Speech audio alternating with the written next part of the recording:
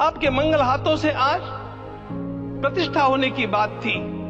भगवान श्री राम की प्रतिष्ठा करनी है। भारतीय जीवनादर्शों के सर्वोच्च आदर्श भगवान श्री राम है और इन समस्त जीवनादर्शों की प्रतिष्ठा करने के समान ही यहां की प्रतिष्ठा रही है।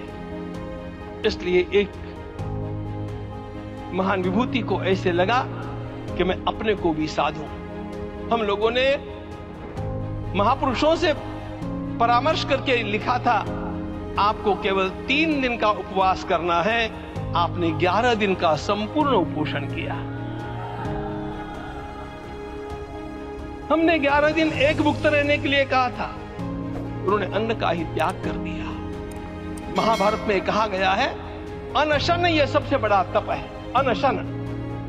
और उसको उनके जीवन में साकार होते हुए मैंने केवल देखा नहीं, मैं थोड़ा तार्किक हूं।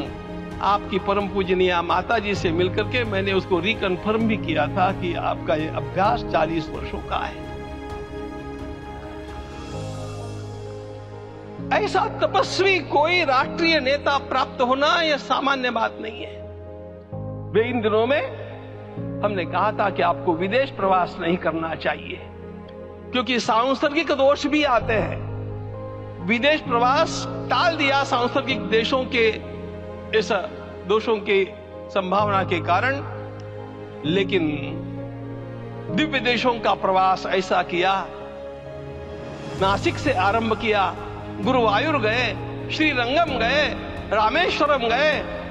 इन सारे स्थानों पर जाकर के वहां के परमाणुओं को लेकर के और पूरी भारत माता के हर कोनों में जाकर के मानो वे निमंत्रण दे रहे थे कि आइए दिव्य आत्माओं, अयोध्या पधारिए और हमारे राष्ट्र को महान बनाने के लिए आशीर्वाद दीजिए।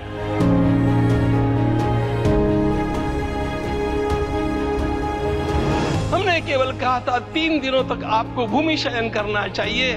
11 दिनों से आप भूमि शयन कर रहे हैं। इस कड़कड़ाती ठंड में इस प्रकार का शयन करना।